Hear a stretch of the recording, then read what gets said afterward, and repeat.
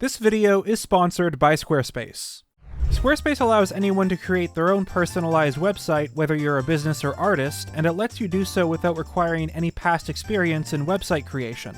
And if you click the link in the description, squarespace.com/NintendoBlackCrisis, you can use code NintendoBlackCrisis to save 10% off your first purchase of a website or domain. Squarespace includes many useful features, including already made templates in case you're not sure how to begin with website creation, the ability to quickly drag and drop text, images, or videos, and other things such as monetizing your content with paid areas or connecting social media accounts so that those posts appear on your website. I've had my website for around a year or so, and recently have added a new page advertising my second channel, Archive64, that uploads high-quality, no-commentary game playthroughs for use in video editing. And all of this was done just by using already made templates and making some adjustments to them. Now people are able to see what game footage is available without having to go to my channel, and clicking these images takes them right to the playlist. So make sure to click the link in the description and use code NintendoBlackCrisis to save 10% off your first purchase. That's squarespace.com/NintendoBlackCrisis.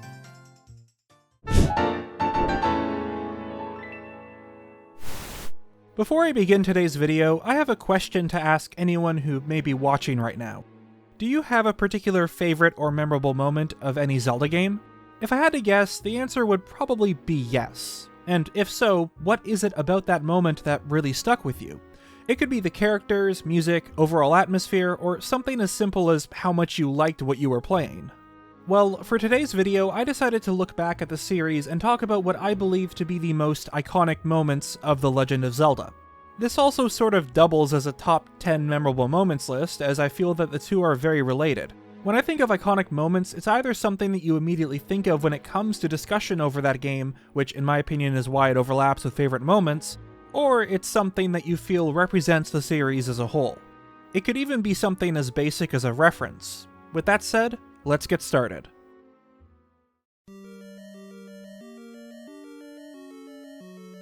Speaking of references, it's only fair that I start off this list with what I believe is Zelda's most iconic quote, and it's rather fitting that this comes from The Legend of Zelda, the very first game in the series, released in 1986 for the Nintendo Entertainment System. A game which received overwhelmingly positive reviews at the time of launch, leading to the development of the sequel, as well as the Zelda timeline as a whole. While the game itself hasn't aged very well, it's no exaggeration to say that the massive success of it back then is what led to incredible titles such as Ocarina of Time and, yes, Breath of the Wild. Even if you've never played the Legend of Zelda series, at most you'd probably know all about this famous quote as well as where it came from. It's a line that's been repeatedly referenced in games, television, even memes. But what about it is so iconic, aside from the fact that it originates from such an influential game? Personally, I feel like its popularity stems from how The Legend of Zelda starts. By completely breaking that formula of having games with long tutorials and/or being a linear experience.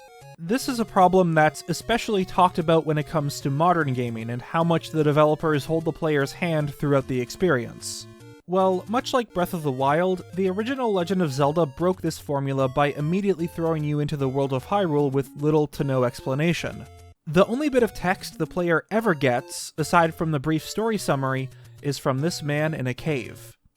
It's dangerous to go alone. Take this. You're then handed a sword, and the rest is up to you. No directions of where to go, no additional context, just go out there and explore. The fact that this is how the developers chose to start off your adventure in this game is why I feel like it's such an iconic line. And given how this went completely against the norm, it was a very bold move to make. I mean, when you look at the text dump of this game, it's a very short list of lines. It just goes to show how much they wanted people to discover things for themselves and forge their own path ahead. And obviously this concept still works as it led to Breath of the Wild and soon Tears of the Kingdom.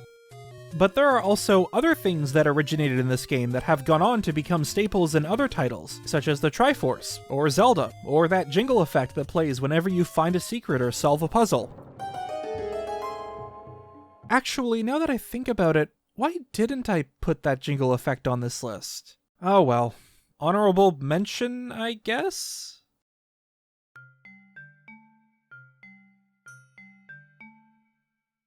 Anyone who's involved in creating a story for books or film or video games has likely heard of the hero's journey, a template commonly used when crafting the traditional story of hero goes on an adventure to accomplish a specific goal and returning somehow changed or transformed. But the one worth looking at, specifically the call to adventure, is very much related to the Zelda series.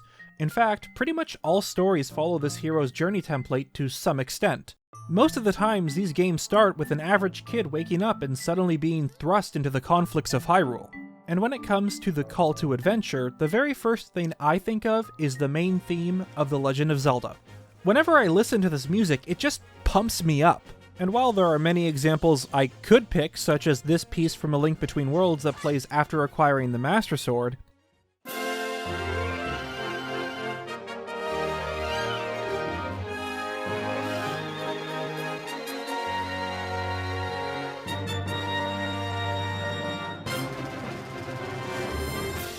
I'm instead going to go with this piece from the Link's Awakening remake on Nintendo Switch.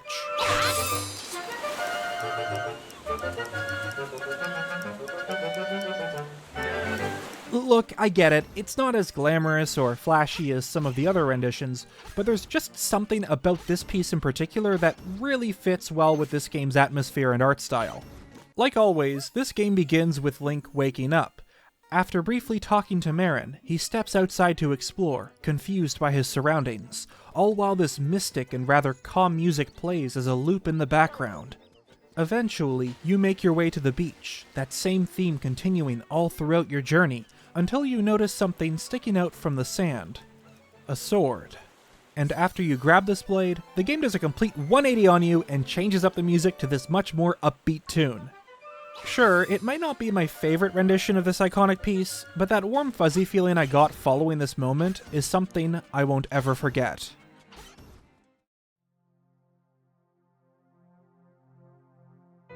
Often the series loves to explore the aftermath of prosperous and highly advanced civilizations now in ruin, whether it be due to the plot itself or other unrelated factors. Skyward Sword's Lanayru Desert, a lush region once occupied by the ancient robots and their technology, now a barren wasteland with little to no life, or A Link Between Worlds' Lorule Kingdom, who, after destroying their Triforce, fell into a state of chaos.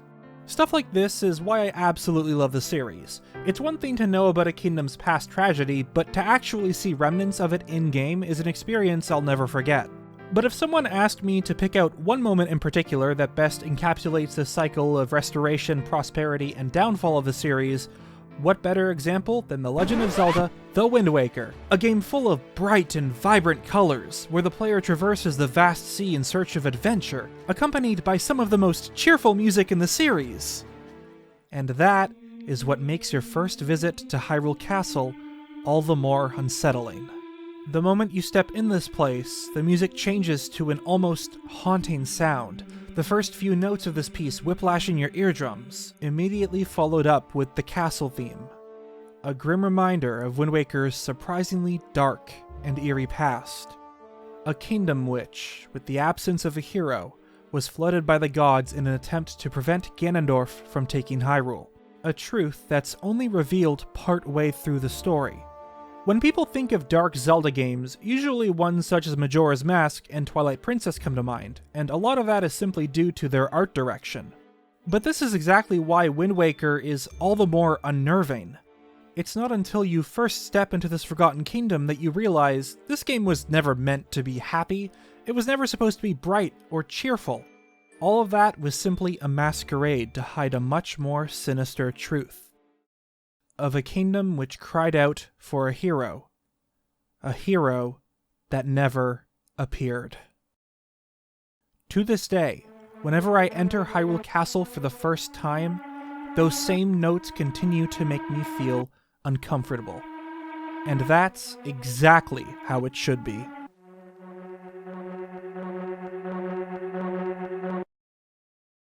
I honestly don't have much to say about this next one because it's one of those Zelda moments that I've never forgotten while also being something that I can't quite put into words, but Skyward Sword's creation of the Gate of Time cutscene has always been one of the series' most iconic moments. Something about watching those blocks fit into place with Link standing directly in front of it really resonates with me. This shot in particular actually inspired me to make this thumbnail, which to date is one of the best ones I've made. Now, I could sit here and try to explain what makes this so iconic. I could do a brief recap of the story and how the Gate of Time is so important, but I don't think I could ever properly explain what makes this moment so special. So, I'm going to leave it at that.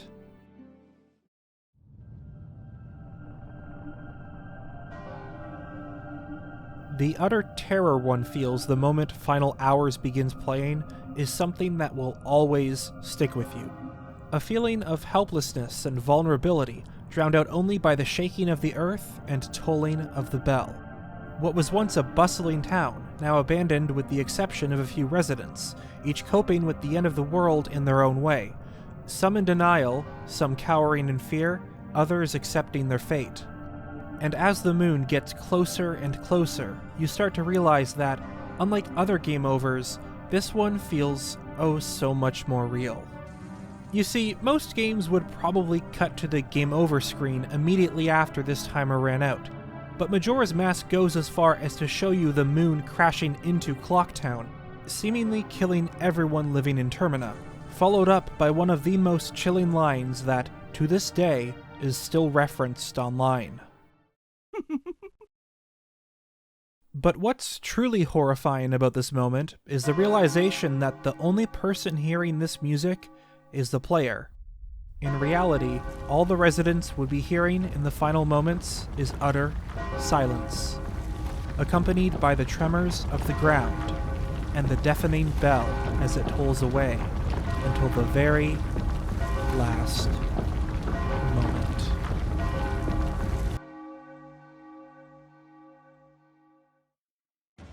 In Twilight Princess, there is a scene where the player faces off against King Bulbin in order to save one of the village kids. It's a very unique battle as, unlike others in the series, all of it is done on horseback. In fact, this same mechanic is part of the final battle with Ganondorf, and it's always been such a memorable moment of the game. And as far as I remember, aside from some bits of Breath of the Wild, this is the only game to embrace the combat style of horseback gameplay. The second half of this fight against King Bulbin takes place upon the Bridge of Eldin, where both parties try to knock each other off, reminiscent of a jousting tournament.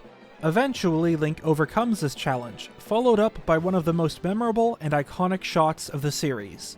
The hero raising his blade in a triumphant pose, atop his steed, its forelegs high off the ground as both celebrate their victory.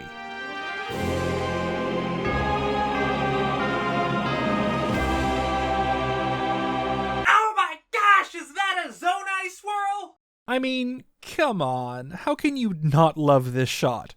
It perfectly encapsulates what's so amazing about this series, and it's scenes like this that make playing The Legend of Zelda oh so worth it.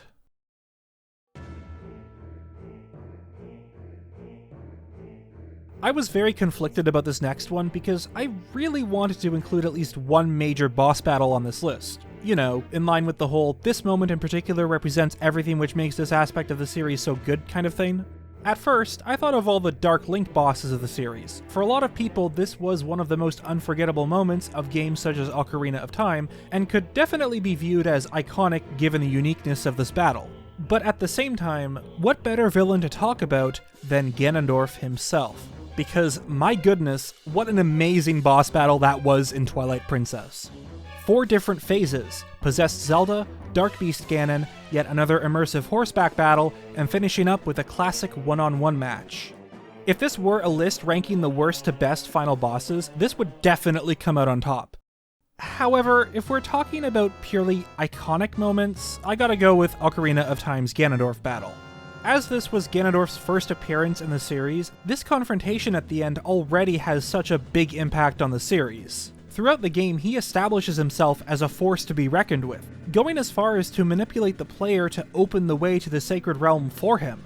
And as you scale his tower, that faint organ music gets louder and louder, right up until that fateful encounter with the Gerudo King. And right when you think you're finished, Ganondorf emerges from the rubble and uses his piece of the Triforce to transform into Ganon in a last-ditch attempt to claim the hero's life. It's a chilling scene, all made better when you finally get that last blow in, defeating the King of Darkness once and for all.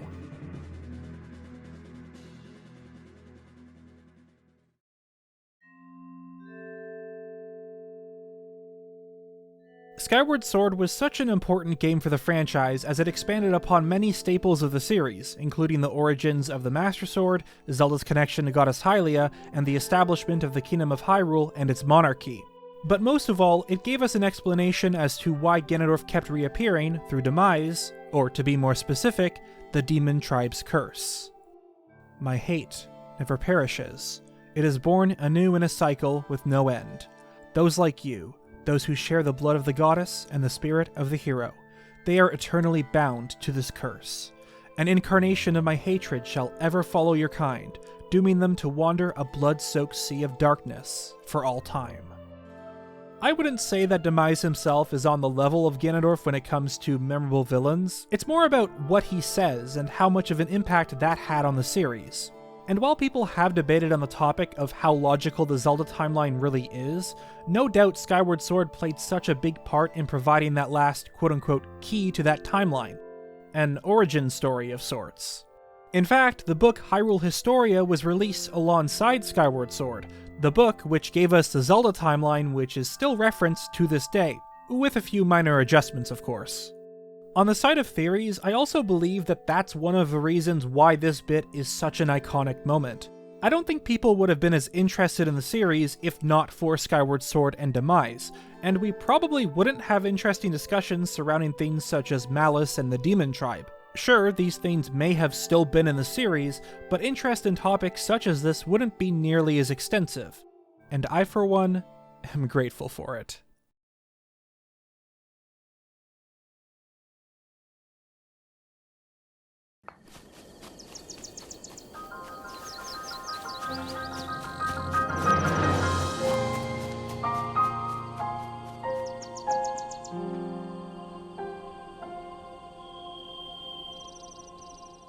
Do I really need to say any more? I'm pretty sure I don't have to, but let's rewind a bit back to the first thing on this list. I talked a lot about how the direction of the original Legend of Zelda was what made it so unique and memorable. The game immediately begins with throwing you into the world of Hyrule and allowing you to forge your own path ahead. At the time, this was the only game to do this, and future Zelda games threw away that concept of freedom for a more linear experience. Now, some of these future titles did have bits of freedom in it, but it was nothing to the extent of the first game. That is, until Breath of the Wild, a game which set out to break the traditional formula of Zelda games. Much like the NES title, you're thrown right into the vast world of Hyrule with little to no explanation. It's entirely up to you to find the answers you're looking for, and once you complete the 4 shrines of the Great Plateau, the rest of the world is opened up to you. The world is your sandbox, and by doing so, every player's experience is completely different, whether you choose to prioritize a story, complete all the shrines, or collect the Korok seeds. Receiving the paraglider from the old man, in a way, is a callback to that encounter with the man in the cave who gave you your sword. It's dangerous to go alone, take this. But no moment in this game comes close to that initial shot of Breath of the Wild's world. And I will never forget the first time I left the Shrine of Resurrection to craft my own adventure. My own story.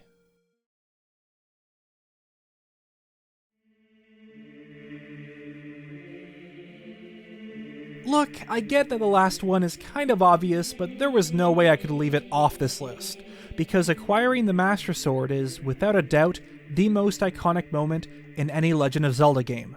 In fact, I'm tempted to just put every game on this list since each of them is special in their own way. But, as with all other entries on this video, I wanted to choose one. Presentation-wise, I really wanted to go with the Breath of the Wild one. It's accompanied by the best rendition of that Master Sword tune that plays whenever you get it.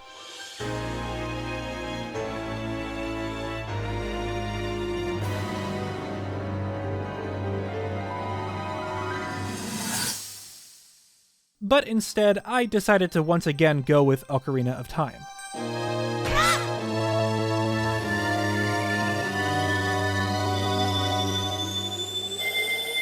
Don't get me wrong, Breath of the Wild is one of my favorites, but it feels a lot less impactful when it comes to the story. On the contrary, so much stuff happens because Link pulls the blade from its pedestal. He indirectly grants Ganondorf access to the Sacred Realm and its Triforce, while also revealing that his soul has been resting in the Temple of Light for 7 years. soon realizing that your real adventure has only begun. And that, accompanied with the fact that you now play as an adult Link, is what makes this game's Master Sword such an impactful and iconic scene. At least, that's my opinion. Well, congratulations! You've made it to the end of the video. Thanks so much for watching, and let me know in the comments whether you agree or disagree with this list. To be honest, I probably could have made a whole list just from games like Ocarina of Time, but I wanted to have some variety for this video. Anyways, I've been NintendoBlackCrisis, and I'll see you all next time.